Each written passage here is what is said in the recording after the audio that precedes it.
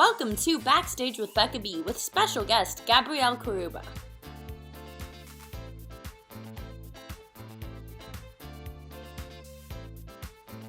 Hi everyone, and welcome to this episode of Backstage with Becca B.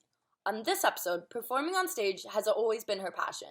In 2006, she was part of the cast of the 30th National Tour of Annie as Kate, where she understudied Annie. After a very short break from theater, she realized she couldn't stay away and ended up going to study theater at Boston Conservatory. Soon after graduating from Boston Conservatory, she was cast as the understudy for Zoe and Alana in Dear Evan Hansen on Broadway, and in summer 2019, she became the lead Zoe Murphy in Dear Evan Hansen. Please welcome Gabrielle Carrubba. Hi. Hi. How are ya? Good. How are you? I'm good. It's so good to meet you. Good to meet you too. I'm excited to have you on my little interview series today. I'm excited. I was watching videos of you singing last night, and you're incredible. Your voice, wow.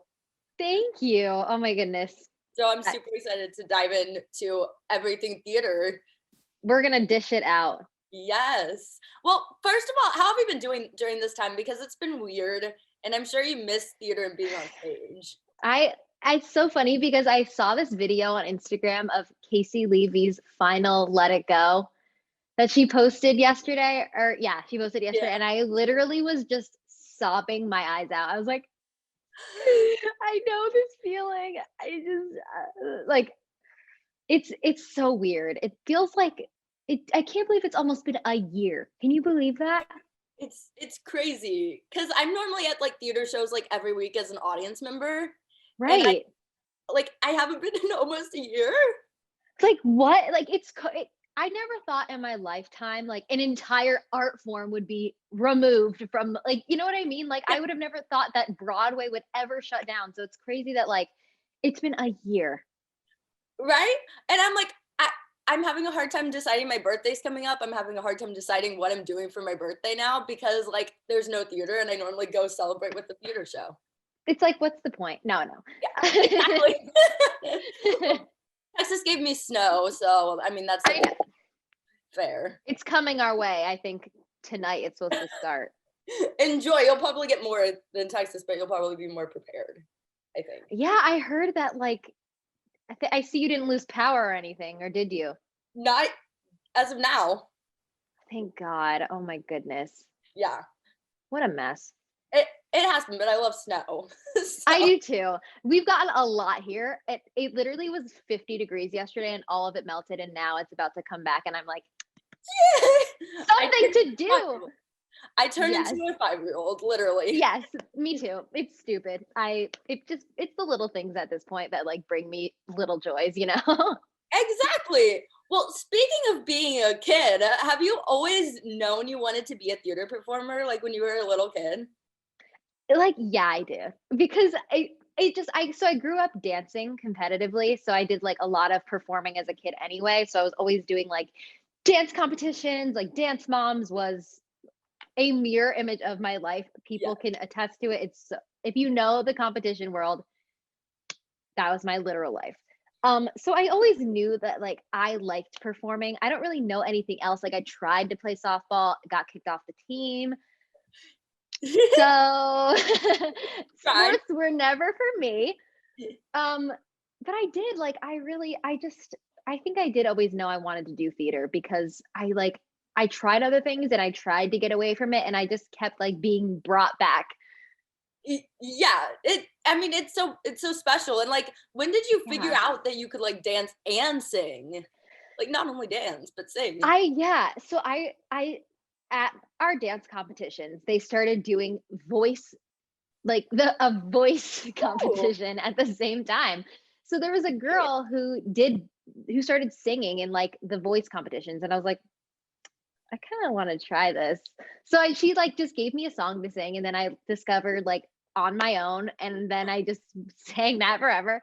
And then I did like the school plays and all this other stuff. And then I did the tour of Annie when I was a kid. I saw that. Yep, that's a thing. That happened. And then I and it's funny because after I did Annie, I was 11 and I came back and I was like, I never want to do theater again. I Really? hate this. Like, I loved the experience, but I was like, no, I'm too cool for theater. Like, I'm gonna be a normal kid. Okay. That didn't last very long because then in like 8th grade I did the Wizard of Oz. So Lasted a couple years, but yeah. It's always, I feel like I was meant to do this, and I feel so lucky to be able to say that, you know what I mean? Because some people don't know what they want to do in their life, and it takes them longer to figure it out. But again, I have no other skills, so I really don't know what I would do. well, you're really good at theater. I find it hard to believe you have no other skills, but like you're really good at theater. Thank you. I do. I mean, I've learned that I'm a good knitter. I'm knitting Wow. sweaters. I mean, that's about all I have going for me at this point.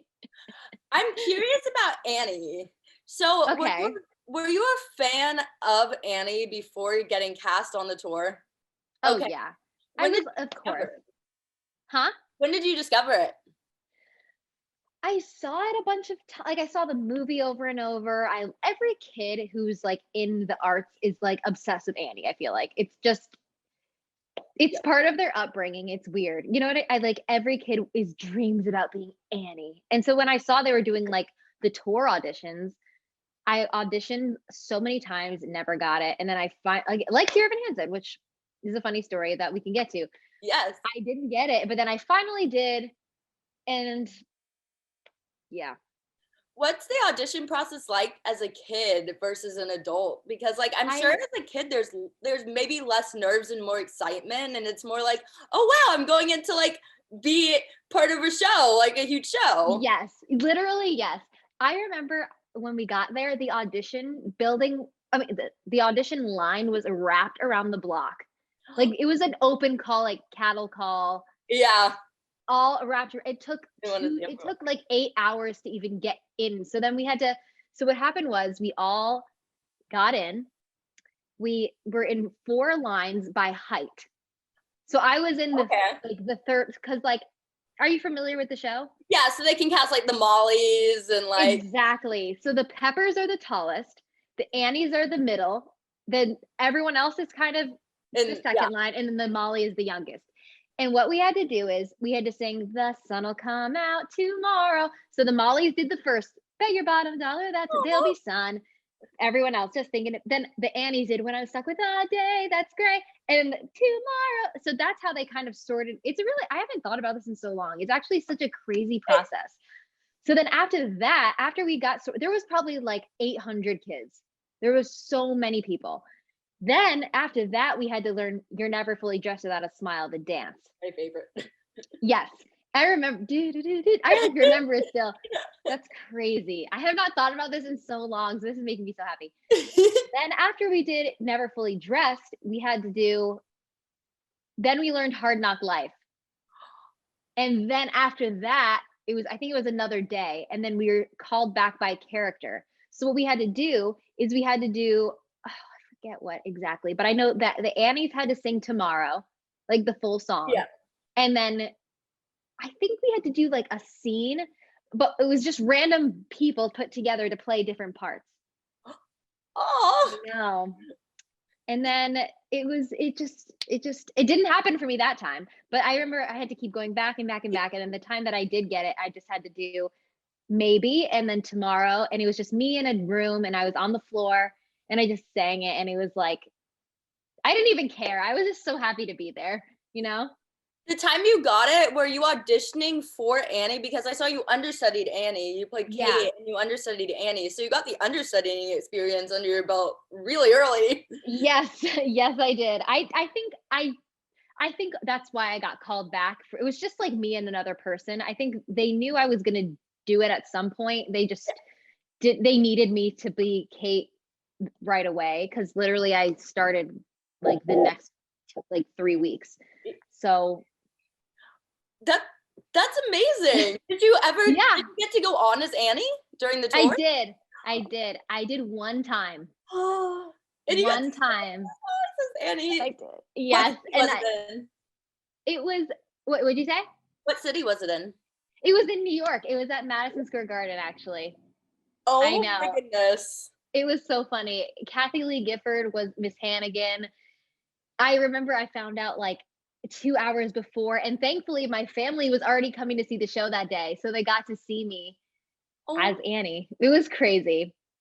what's tour life like as a kid? Because I went to see Frozen a lot recently at Pantages. Yeah. I actually worked it at Pantages, and like there's kids like I feel like the parents are trying to figure out like the tour life more than the kids, It's really. hard. It is so, so hard. Like, my dad went on the road with me.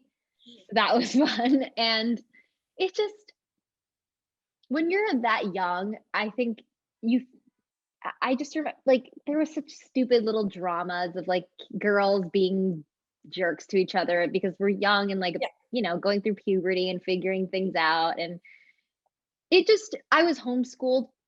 It was a whole thing. I mean, the best part of doing it was doing the show. Like I loved being in the show. That was my favorite part. But I think like the backstage parts were hard because I was away from like school and my friends, and I was so young. So it was interesting. I think that's part of why I didn't want to do theater when I came back, because I was like, oh, if it's going to be like this, I don't think it's in the cards for me. Do you think in the long run your dance experience really helped you out with with those auditions?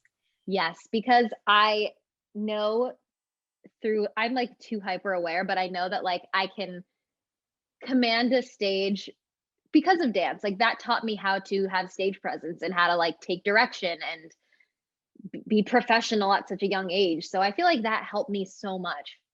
And you can find a beat, and that's hard for kids to figure out. It is. That is half the battle. I'm not even kidding. I still can't Yeah. figure it out. Me either. At this point, me either. I mean, I don't think that's true. I doubt that's true. But so you mentioned you wanted to take a break from theater. That didn't really work out. And then you ended up going to study theater at Boston Conservatory.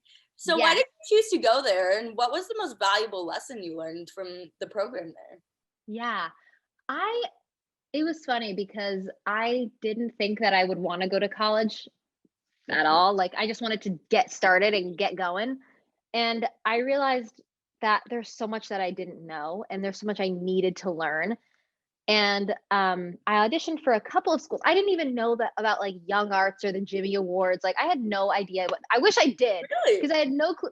No, not a clue. So I didn't even know what Michigan was or Carnegie Mellon. I just knew about Ithaca College, the Hart School, like random Yeah. schools. And Boca was one of them. And I thought I was going to go to another school, and I got there and I was like, this isn't it. This isn't it for me. And the next day I went to Boco and I toured it, and I absolutely loved everything about it. Um, it was I miss it. I've been so nostalgic for it lately. I'm so thankful for my time there. The best thing I learned is why I'm special and why I'm unique and what makes me different from everybody else, and honing that. And at Boco you're allowed to do so many different things. I directed shows, I devised theater, I danced, I did everything I could have ever wanted to do with full accessibility. And I just feel so like fortunate that I got to go there. I saw I you did loved a it. performance of the last 5 years there. Was that Yes, there? it sure was my freshman year. Oh my goodness. I was like, she looks really young here. I was like, this is so funny because I feel like the characters are like supposed to like mid-20s ish, and that's definitely not where you are your freshman year of college. Not even close. Not even close. It was for a class, Yeah, but I did it and it was amazing. And I who doesn't love the last 5 years? Come on. exactly. What how do you like go about stepping into a role of a character who like you haven't reached that age yet and you don't really know like what to expect at that age? Well, I mean, our director kind of did a lot of like soul searching and a lot of like personalization and a lot of those like acting, rolling on the floor, like Yeah. method things that we did. And it was a learning experience. I think it was fun as like my first show at in college for that to be it, because it's so heavy, not heavy, but like Emotional. It's emotional. And I think I learned so much about just like dropping into characters. And I didn't know what was coming for my career and the rest of my life, but I loved being in that show. Oh, Well, it gave you practice with the emotional shows, for sure. So, I mean, that probably helped you get Dear Evan Hansen, which you got pretty soon after college. How soon after college did you get Dear Evan Hansen, the audition for it? I'd been auditioning all throughout my senior year. So I had been in a million times. And then I graduated in May and I got the job in September. Oh, wow. But that was, again, like I had just auditioned. I auditioned 9 times for the show. And they couldn't find a place for me again. And I was understudy. I mean, I feel like that's something that people need to hear, that like it takes time. It does. Like, things happen when they're meant to happen. What advice would you give to people who are like going through that and like going through auditioning over and over again for like the same show and maybe not booking it right off the bat? I'd say, I asked this to a casting director when I was like at school, and I was like, why am I getting so close to booking this job but not getting it? And she just kept saying to me, it has nothing to do with you. They just liked someone more.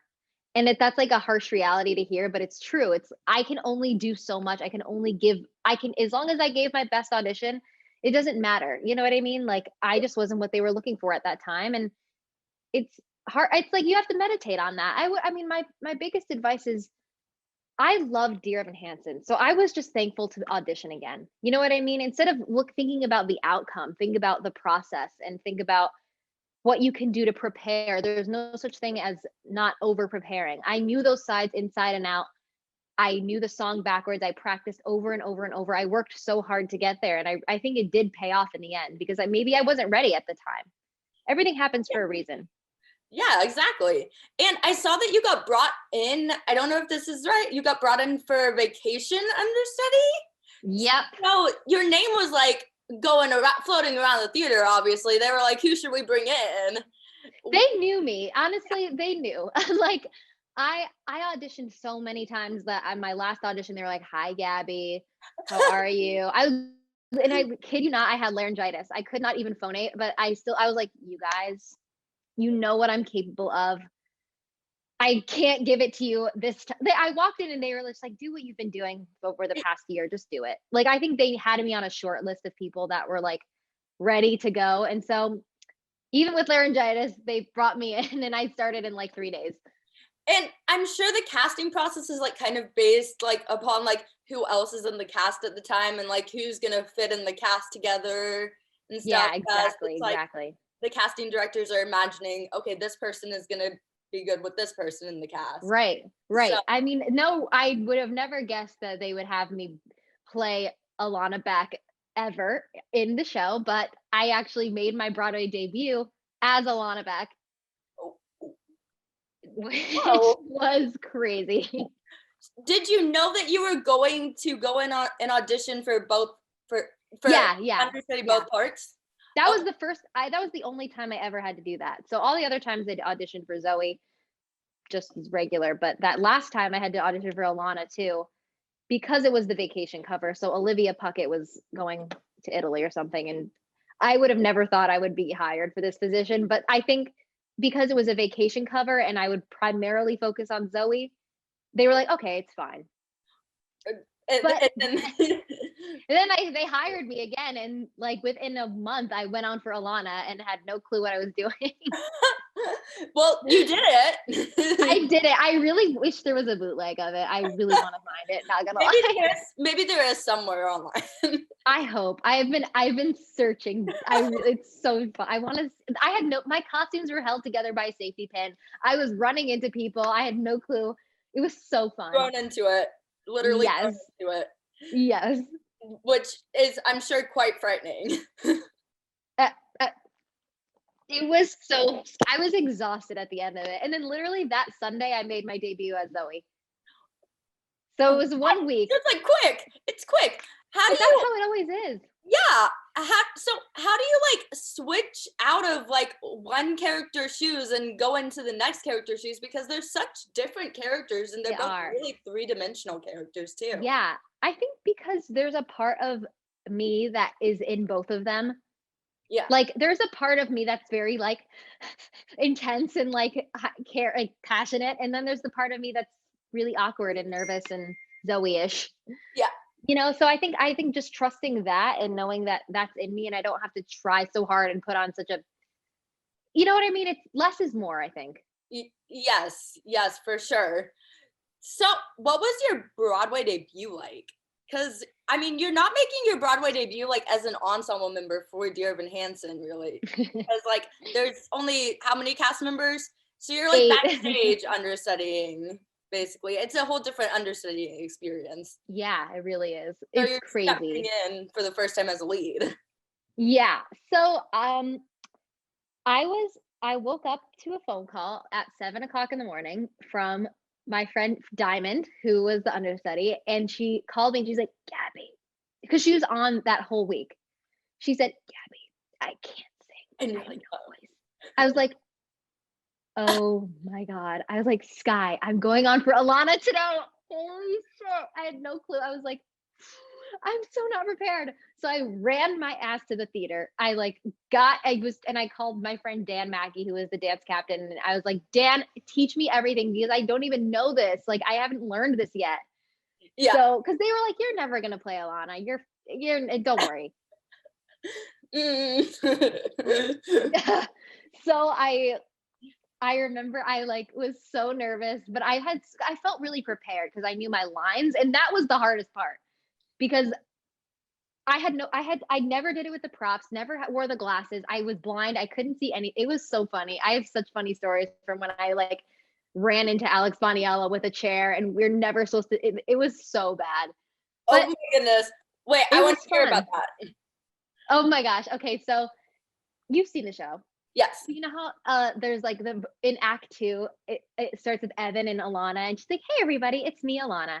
Yeah. So then she goes, and then she closes the laptop and it goes into the Sincerely Me reprise.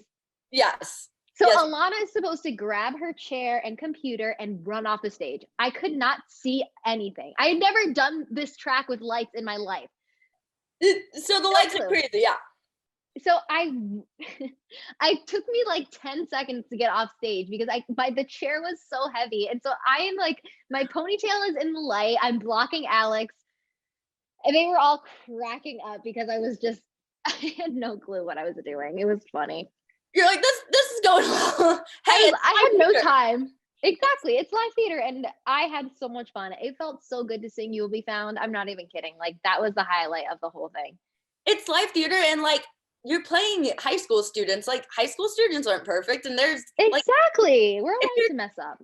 If you're too perfect, then like, it's unnatural, I feel like. Exactly. So I mean, then I did Zoe and that was like putting on a glove. So it was so easy. I was just like, all right. Why was it challenging to play Alana, do you think?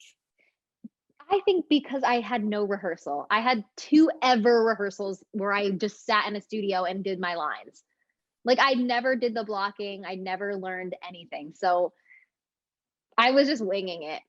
So I was like, I'm not equipped for this, but this is my job. I have to do it. Are you good at memorization? I am, actually. I feel like that's my special skill. Is like I can memorize. So I at least, again, like I said, at least I knew my lines. That was the only thing I had going for me. So when did you first step onto Zoe? And when you stepped into the role of Zoe, were you like, okay, I'm meant to play this part? Yes. I mean, my first performance as Zoe was just like the best feeling ever because I was like, now I can show the people what I'm capable of and why I got hired. And I think that was part of the reason why I got asked to play the part full time. Because like when I took over the role, it just felt, aside from like my own personal anxiety being like, oh my God, what's going on? I was just like, I felt ease. And as soon as I got on the stage, like I just felt all my anxiety go away. I didn't have to think. I didn't have to try as hard, you know? Yeah. Had you seen the show before? I'm curious. Okay, so it probably kind of helped that you didn't see the show before because you really got to like make the character your own, and you weren't Yeah. going off of what someone else had done Yeah, I mean, before. when I saw the show for the first time when I got hired as a vacation cover, and no one prepared me for the tears that I shed for 2.5 hours. I cried the entire time. I was unwell. I was inconsolable. I was like, how am I gonna do this? No one told you you were gonna cry the whole time. No, I was like, what? Okay, I'll cry at Words Fail. Obviously, that's like the sad song. I cried at For Forever. I was like, I mean, Taylor Trench just has a way. He's just the whole thing. Who the was whole your thing. first Evan? Like that I went on with? Yeah. Michael Lee Brown. And then I went on with Taylor. And then I actually have gone on with every single Evan Hansen except for Ben Platt and Noah Galvin. I was gonna say, because I feel like you've been on with a lot of them over the years you've been in the show. Yeah. Does your Zoe change depending on which Evan you're on with a little bit? Absolutely. I mean, Andrew's Evan is so different from Taylor's, which is so different from Roman's, which is so different from Jordan's, which is like I can trust that the core of like my being is the essence is right, but I mean how I listen and respond is going to be so different, which is like the best part. Yeah, and I mean, Dear Evan Hansen fans are like really passionate about the show, I and they have know. been It's since the amazing. soundtrack was released. Like I it know. got It's so amazing. it It got so did. popular so fast. So I Yeah. feel like that's what's special about the show, like that they get to see different people play different characters, get to see Yeah. different Zoes on with different Evans on with different Zoes. Like it's Yeah, it's never so the, cool. it's truly never the same. No. So so when you got called for Zoe to be the lead Zoe, what was your reaction? And when did you find out? I I okay, so me and Mallory had been talking and she was like, "Girl, I hope you get it." I was like, "Me too. Like I really do." She's like, I really because she told me that she wasn't coming back and I was like, "Hmm. Good thing I'm going on next week so I can like they can come and see me." So the producers all had seen me do it. Michael Greif had seen me do it. Um I had hoped I honestly, to be honest, I actually got offered to go on the tour, and Okay.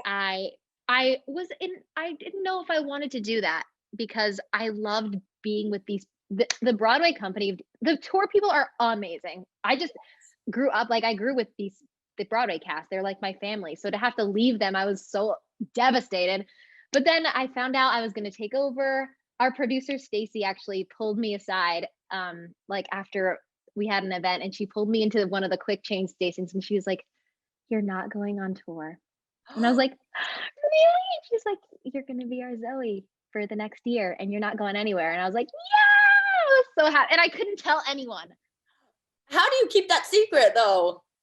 I couldn't. I literally like ran to Sky, my boyfriend, and I was like, You're like, and then I slowly started like telling everyone. Honestly, okay, I told everyone in the cast because like there's no secrets. They all think they're secrets. No, we talk every day, 24/7. You get so close with these people, so they were all like hoping it would happen. I mean, and if you're trying to keep a secret, it's like people eventually find out that you're Exactly. There's especially with Dear Evan, there's no secrets because we're all just too close. yes. How do you think your Zoe grew from when you were understudying the role to when you became the lead? Because you get to play her Oh 8 my times a week. God. Yeah, it changed so much because as an understudy, you have to do the principal's version of the show because if you take liberties as an understudy, it disservices the actors on stage because they have a rhythm and a routine that works, flows. So we had to watch the show like every day pretty much. But when I got to take over, Michael Greif was like, "This doesn't work for you, and that's okay." Like a choice that Mallory had made that I just was doing. He was like, "This isn't working for you. What do you want to do?" And he let me just like find my own version, which is really, really awesome. And it grew into more of Gabby. It grew into more of I got to make jokes that, you know, I think there's Laura and Mallory have played Zoe in a very like I would say it's more concave. And I think my version of Zoe is very like Yeah.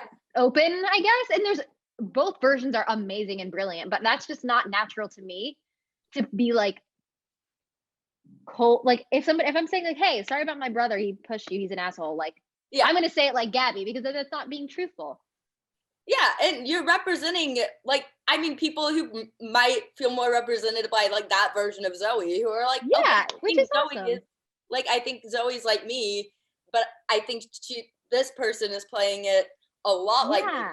versus like, Yeah, and both versions are amazing. I think yeah, I was lucky that I got to find my own version and my own kind of like approach to it, and it's still growing. It was still evolving as even during COVID times. I was learning. We got noted all the time, so I was constantly trying new things, which is really cool. how do you keep up your positivity when you're playing a role in such like it's a deep show? It is. It it's so hard. Like it is hard to go to that emotional place every single day. I honestly had to kind of cut out my social life a little bit because I was so tired. Like after the show, I was like, oh my God, I can't even talk to anybody. I need to go to sleep right now. And like if I to prepare and to have my voice be right, my energy be right, I have to just like take this seriously and not like be as I am the most social person ever. So I'll talk for hours on end. But like I had to stay home and like take care of myself a little bit more, or else I'd be just a wreck. Yeah, like an emotional disaster because like you Yes. are crying on stage for like I feel like a lot of the show is just like people crying on stage. Yeah, it's true. It's very true. But I learned so much from that. Like now It- I can drop into that so quickly. how did you like learn to have the stamina to play Zoe 8 times a week on Broadway? I think I tricked myself because I wanted it so badly that even if I was exhausted, I'd be like, no, I don't care. Yeah. I'm gonna do this. So then as like the time went on and I wasn't as nervous to do the show, I was like, okay, this feels more like second nature. Because I like the first month I was like, I don't care how I feel. Like I want to do this. I'm gonna be here, be perfect, not perfect, but like, Yeah. show up, deliver.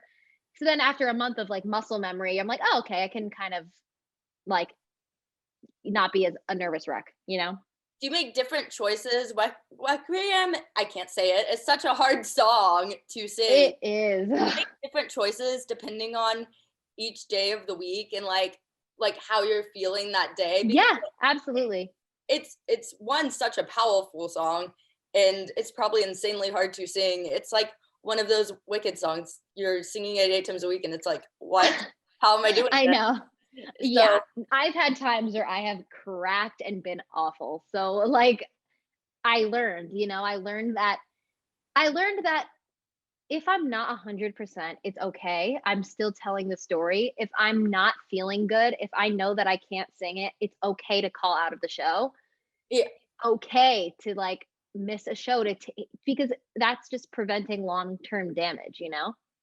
And you can probably choose to like do it more emotionally instead of like singing it like Exactly. kind You of are not the powerful monster. I thing. can yell it Yeah. if I don't have it. Yeah. And it's like it doesn't really matter because like the audience is gonna still get the story. And the Oh audience yeah, and is that's gonna be like, oh, okay, this is great. Like right. still You have to great. just trust that I'm enough and trust that I as the actor can convey this message regardless of if I sound perfect or not. And I always say that like performers are the toughest critics on themselves. And it's like even when they think that they mess up, it's like the audience Oh my goodness. rarely knows. I am the toughest critic on myself of all time. I can't. Trust me. Every time if I don't sound good, I like get so upset. It's you're so right. We are our hardest critics. And I'm sure you've had like friends and like family members be like, you didn't mess up. And you're like, yeah, I did on this. I'm Like, like, yes, I did. Yes, yes, I know. I know exactly the point. And they're like, what are you even talking about? I don't what? yeah, I didn't Like, but hear it. yeah, yeah. You're like, but I Oh, did. it haunts me forever. It's like I don't pick up on anyone messing up as an audience member ever. I'm just like, oh wow, they're so good. I could never sing like that. So, That's good to hear because in my head I'm like, oh no, no, no, no, no, no, no, no, no. I suck. no, no, I don't think most audience members, I don't think ever would think anything like that. That's so reassuring.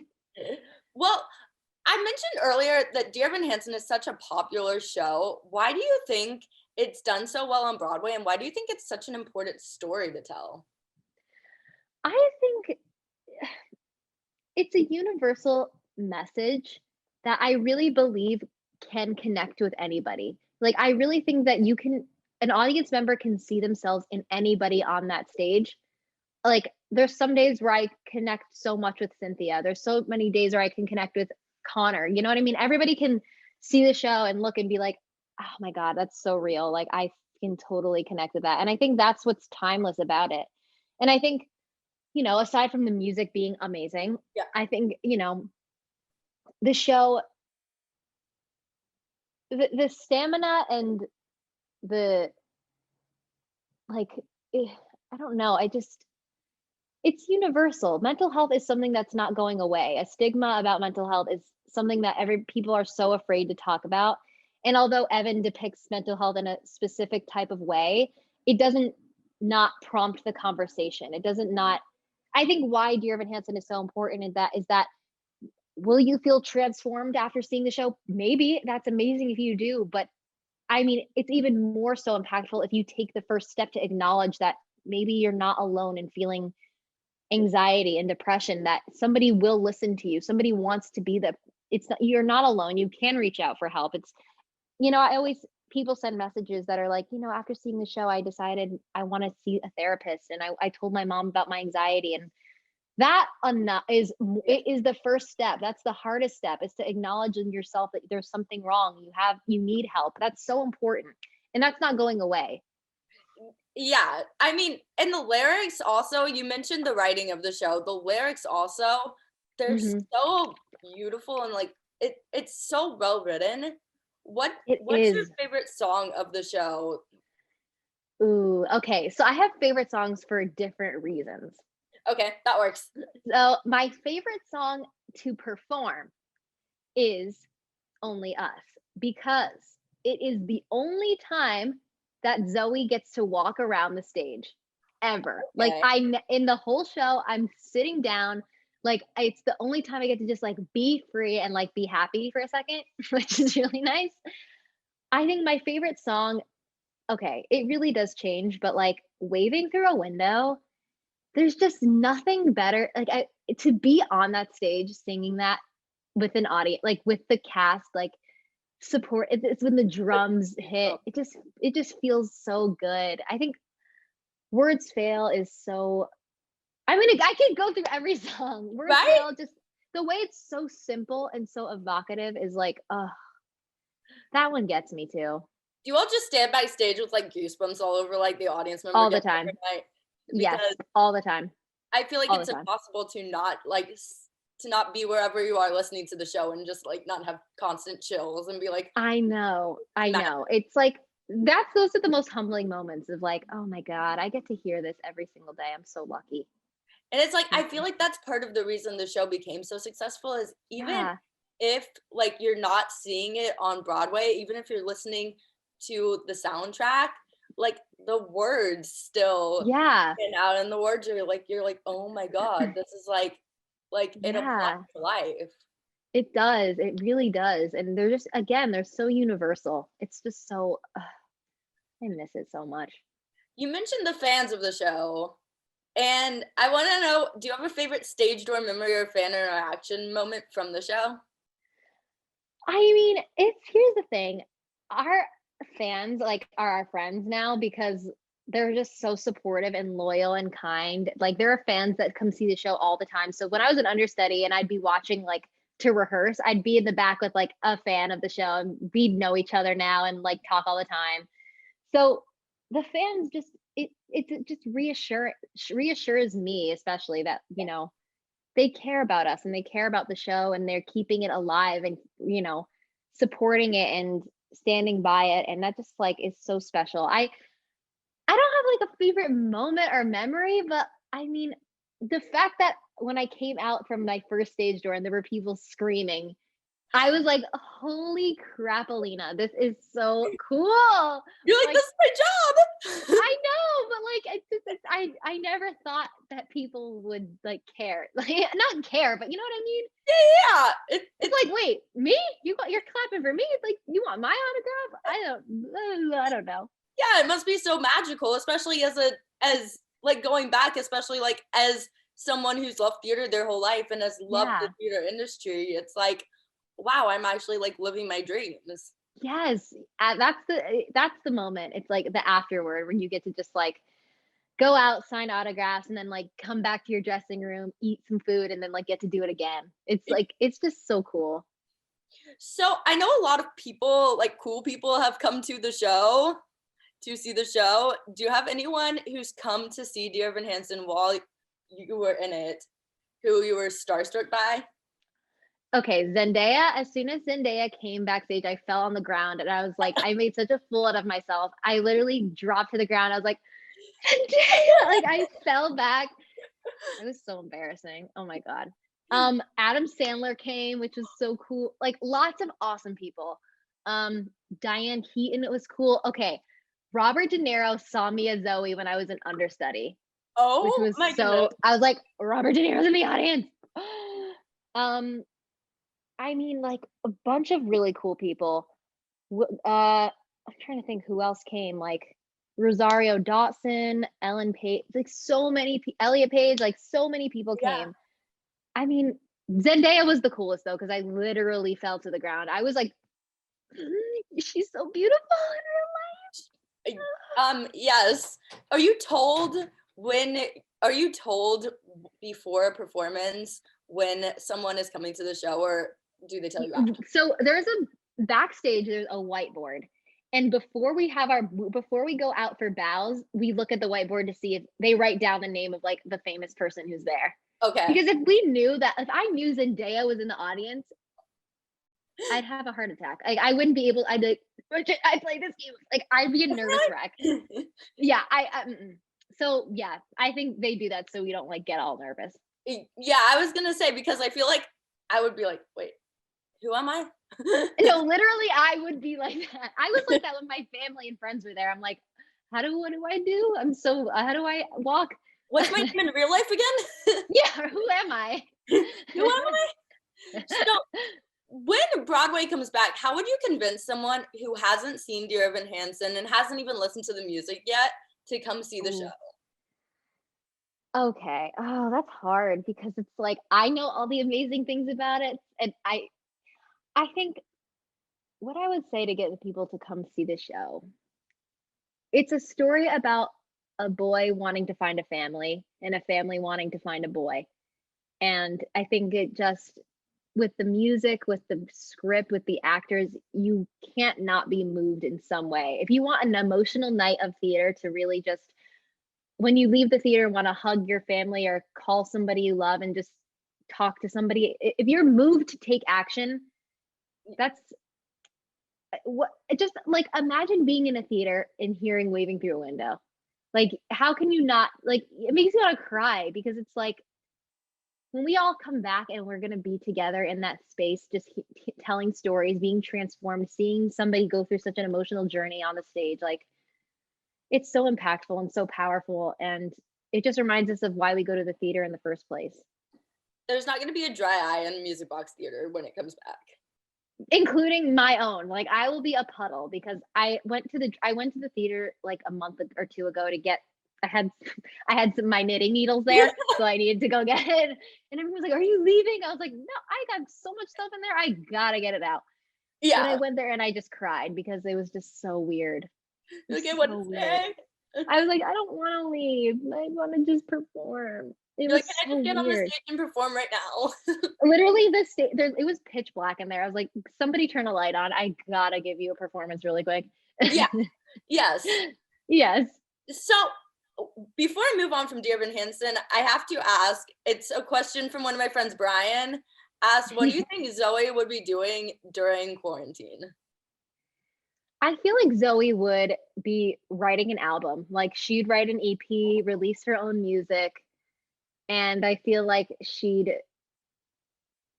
I think she'd read a lot of I think she'd take this time to just have some self-discovery, but I really do believe she'd write an album. Like, she's a musician at heart. She plays guitar, like, maybe she teaches guitar lessons or something.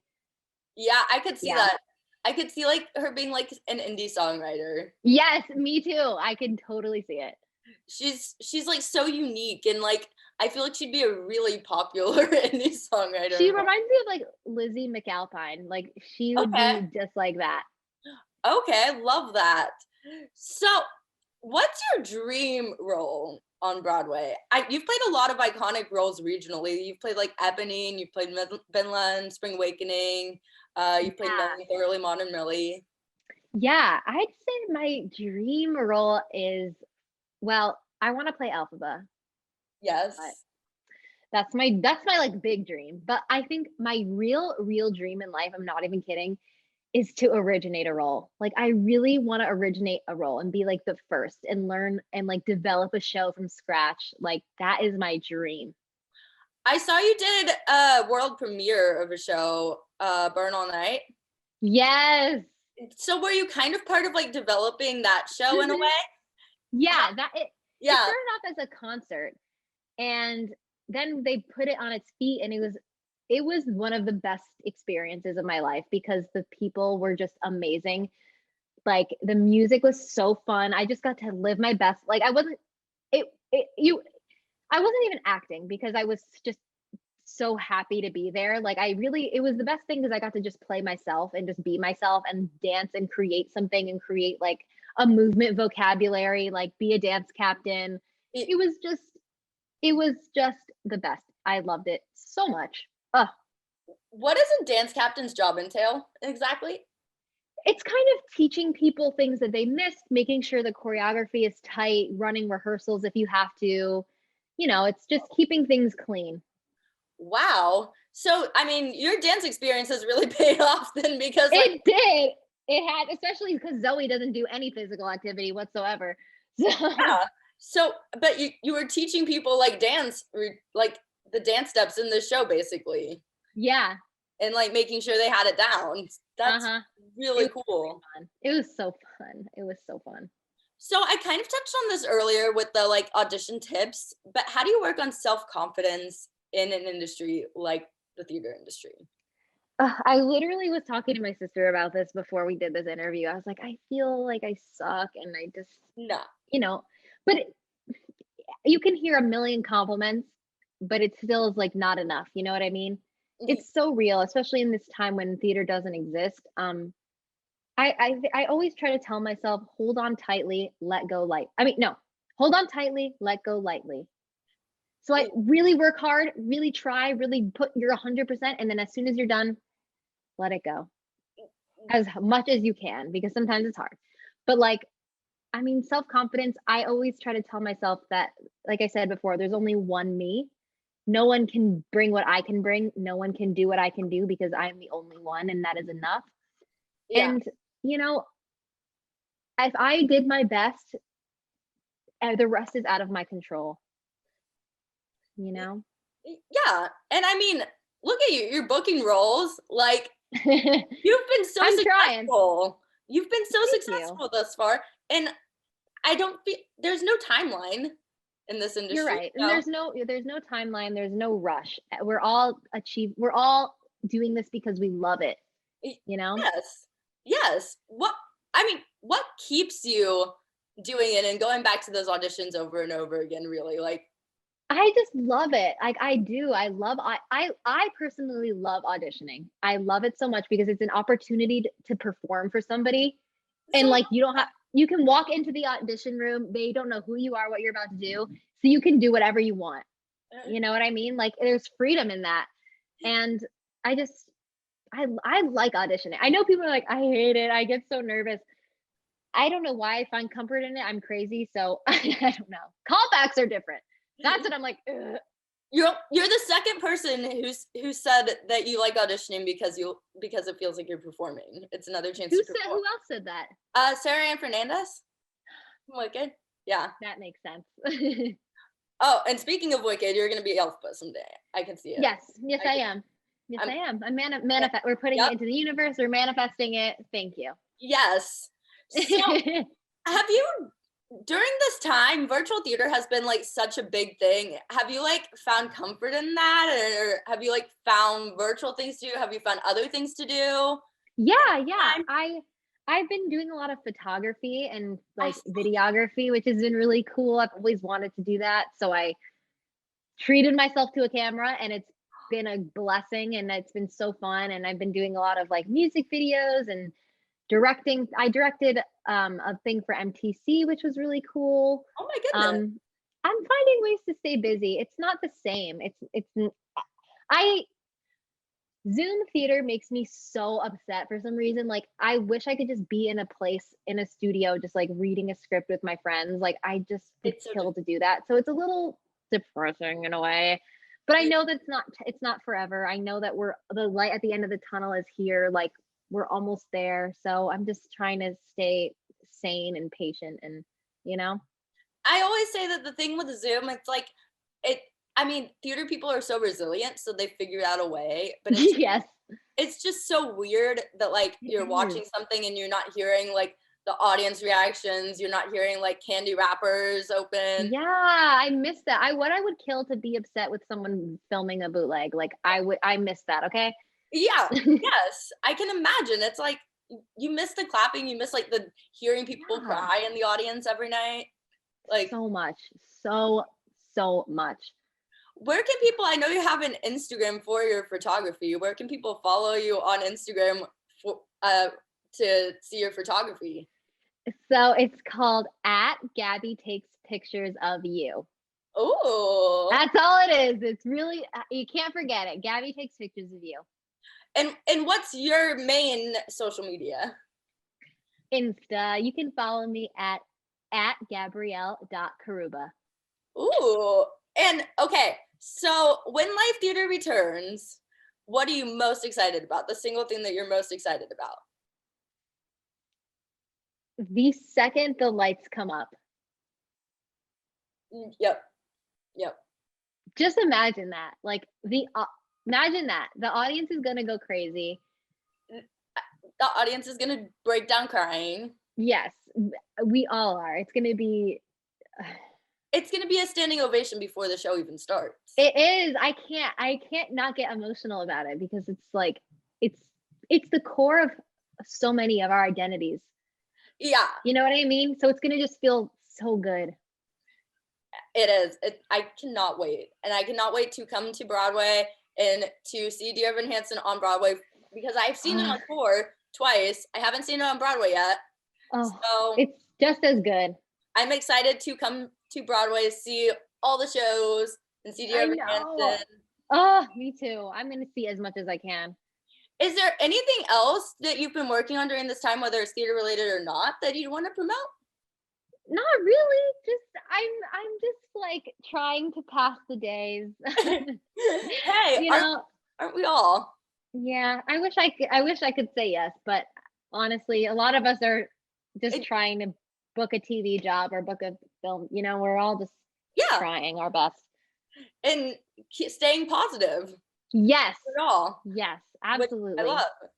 And it's like, this is a time that we'll never get again, to sit still and. Exactly. I'm trying to make the most of it, of like self-discovery, focusing on me. What do I need? Yes. You know what I'm saying? So I'm kind of thankful for it. I love that. Focus on you. Yes. Yeah. Preach. So thank you for joining me on this today. It's been so fun. Thank you so much. This is awesome. It feels so good to like talk about theater with people who love theater. You know what I mean? I miss it so much. I was working at Pantages as an usher before this all started, and I had it had been like 4 months, and I was heartbroken. I was about to see like Hamilton for like a year and a half straight. Literally, we'll be back. We will be back. I know we will. And it'll be better than ever. Yes, ma'am. Thank you so much for having me. Thanks for watching this episode of Backstage with Becca B. You can follow me on Twitter and Instagram at Becca B Talks TV. Or for more exclusive content from this interview and more, you can follow me on Instagram and Facebook at Backstage with Becca B. Make sure to subscribe to my channel and like this video, or if you're listening on Apple Podcasts, go ahead and give me a 5-star rating. Thanks for tuning in, and I'll see you guys next time. Bye!